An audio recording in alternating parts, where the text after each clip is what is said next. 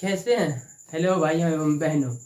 तो चलिए हम जो पढ़े हैं आज उसको एक्सप्लेन करेंगे। तो कल हम जो पढ़े थे, कल हम कुछ इस तरह से पढ़े थे कि संविधान क्या है, संविधान क्यों जरूरी है, तो संविधान का क्या कार्य है।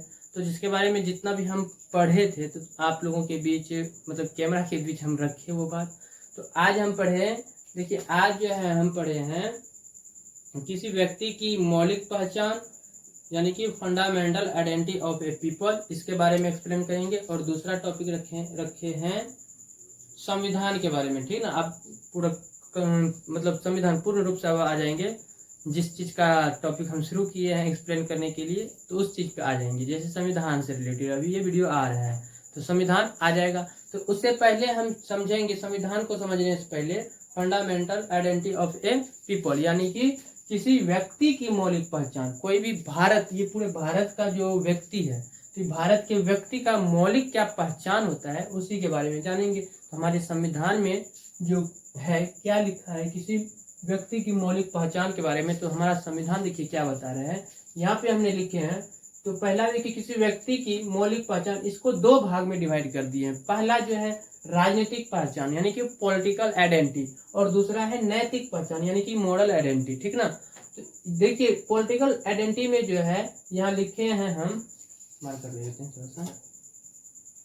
तो देखिए पॉलिटिकल आइडेंटिटी, ठीक ना, पॉलिटिकल आइडेंटिटी में हमने लिखे हैं,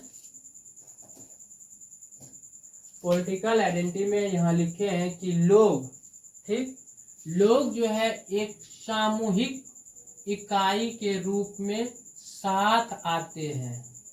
किसमें? सामूहिक इकाई के रूप में साथ आते हैं। ठीक ना, लोग जो है सामूहिक इकाई के रूप में एक साथ आते हैं। किसमें? पॉलिटिकल आइडेंटिटी यानी कि राजनीतिक पहचान में। इसमें जो है लोग एक साथ आते हैं। उदाहरण के तौर पे आप लोग ये चीज रख सकते हैं, जैसे मान लीजिए कि कोई चुनाव हो रहा है तो उसमें वोटिंग तो होगा। तो चुनाव में यदि वोटिंग हो रहा है तो वोट डालने के लिए एक गांव का जो है पूरा एक समाज वोटिंग करने के लिए आ जाते हैं। ठीक ना, तो यहाँ पे वही लिखे हैं कि लोग एक सामूहिक इकाई के रूप में एक साथ आते हैं। ठीक ना, वही दूसरी ओर हम लिखे हैं मोरल आइडेंटिटी में कि व्यक्तिगत आकांक्षाएं, यहाँ पे जो है पर्सनल आकांक्षाएं हो जाता है। ठीक ना, ये तो मोरल नैतिक मतलब नैतिक पहचान हो गए, मॉरल आइडेंटिटी।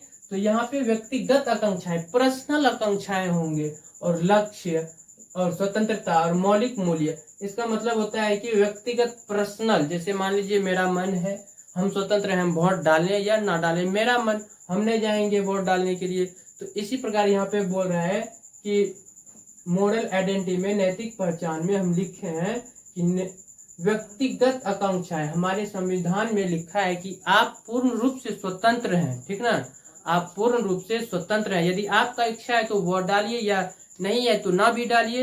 यदि डाल रहे हैं तो आपको कोई दबाव, मतलब भारत सरकार की तरफ से कोई आप पे दबाव नहीं डालेगा कि आप किसको वोट दे सकते हैं या नहीं दे सकते हैं। इसीलिए इसमें देखिए पॉलिटिकल आइडेंटिटी में हम नीचे लिखे हैं दूसरा नंबर पे कि कुछ बुनियादी मानदंडों, ठीक ना, मानदंडों और सिद्धांतों से सहमत होकर, ये पॉलिटिकल आइडेंटिटी जो है इसमें कुछ नियम होते हैं। ठीक ना, कुछ नियम और मानदंडों को फॉलो करना पड़ता है, जिसके सहारे हम आगे चलते हैं। जैसे मान लीजिए वोटिंग करने यहाँ पूरा समाज गए, तो आप समाज को कोई ये थोप नहीं सकता है कि मान लीजिए अलग अलग कास्ट के अलग अलग कैंडिडेट यदि खड़े हैं अलग अलग छाप से, तो उसको कोई ये दबाव नहीं दे सकता है कि आप इसी पे वोटिंग करें। ठीक ना, जो इसका रूल है, पॉलिटिकल आइडेंटिटी का जो रूल है, रूल को फॉलो करते हुए आप किसी को भी वोट दे सकते हैं। ठीक ना, ये हमारे संविधान में पूर्ण रूप से बता दिया गया है। वहीं हम दूसरे और मोरल आइडेंटिटी में लिखे हैं कि सरकार इनका अतिक्रमण नहीं कर सकता।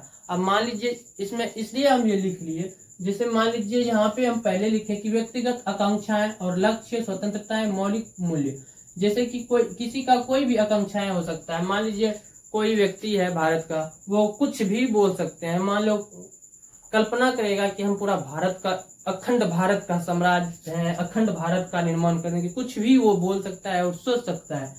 उनकी अपनी आकांक्षाएं हैं, उनका अपना लक्ष्य है, चाहे वो यूपीएससी करे, बीपीएससी करे, कुछ भी चीज का तैयारी करे या जो भी चीज बनना चाहे वो अपने मन में रख सकते हैं। तो इसीलिए मॉरल आइडेंटिटी में हम लिखे हैं उनका लक्ष्य और स्वतंत्रता, वो पूर्ण रूप से स्वतंत्र हैं। ठीक ना, और अगला है मौलिक मूल्य, उसके अंदर क्या चल रहे हैं उसके लिए उससे भी वो पूर्ण रूप से स्वतंत्र है, इसलिए इसी को कहते हैं मोरल आइडेंटिटी यानी कि नैतिक पहचान, ठीक ना।